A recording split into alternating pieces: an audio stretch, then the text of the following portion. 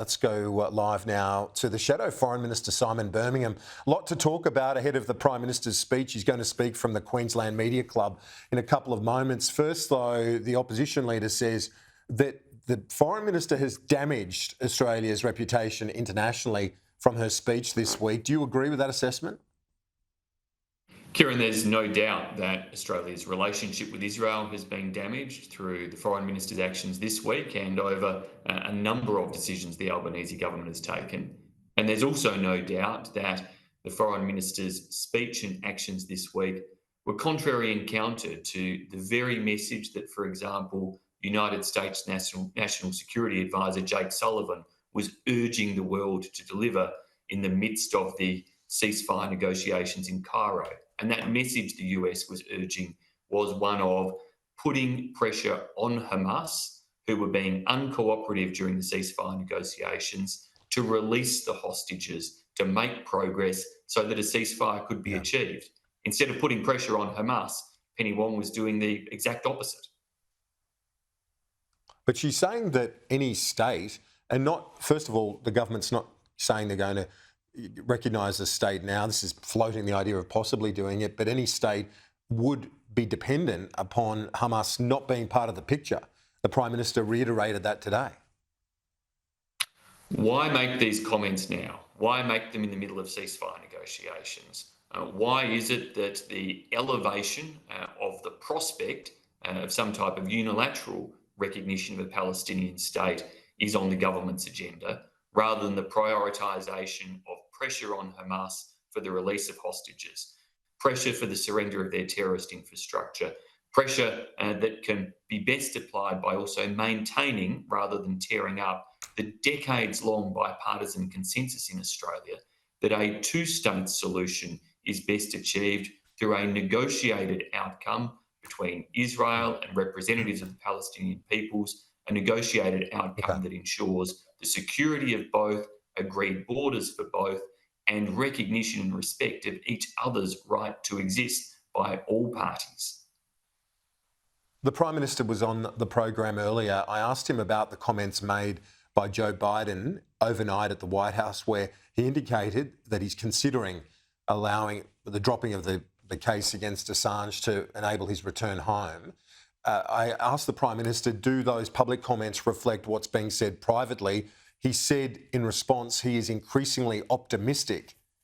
Do you welcome the fact that this looks like it's going to come to a resolution sooner rather than later from what the Prime Minister is indicating today? Well, this saga has gone on for a very long time, much of it at Julian Assange's instigation through the many years he's spent in the Ecuadorian embassy and the various legal appeals that he has pursued. I think many would welcome the mere ending of the saga, and of course Mr Assange and his supporters would welcome anything that saw his freedom. We've seen the United States in relation to these matters show compassion under President Obama previously, that Chelsea Manning, who received a long sentence, had that commuted to a 7-year term. Now, notably, Chelsea Manning did face justice, was convicted, served a sentence, even if it was commuted into a shorter term.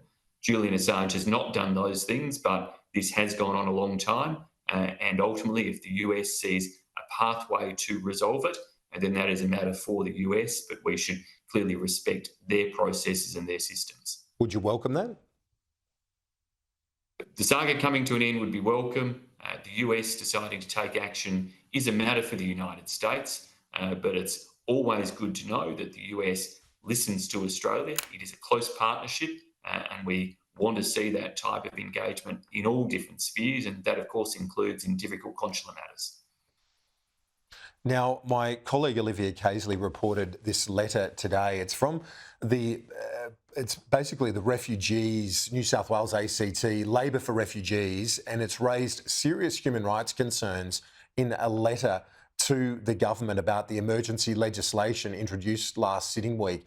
What do you make of this internal division within the Labor membership? I guess it doesn't come as too much of a surprise, but the fact they're putting it in writing now is a development. Well, we've known for a long time the Labor Party is all over the place on matters of border protection. And when it comes to this legislation, We've already seen Labor senators criticise the legislation. Now that's just being followed up by other parts of the Labor Party deeply critical of this legislation. It feels like the attempt to rush through this legislation was a try-on. In a sense, the third big try-on from the government. They had brought forward legislation, firstly, around processes for electronic monitoring of individuals, but then we find that many individuals aren't actually subject to that electronic monitoring, even though those laws were passed. Secondly, they brought on legislation for there to be preventative detention orders put in place, but then we find out that no preventative detention orders have been sought. So it was perfectly sensible of the Senate to say, third time round, we want deeper, closer scrutiny of this legislation. That's what the Senate committee is undertaking, and that Senate committee is clearly flushing out even deeper divisions within Labor when it comes to not only its broad border protection architecture, but even the specifics of this legislation. Shadow Foreign Minister Simon Birmingham, appreciate it. We'll talk to you soon.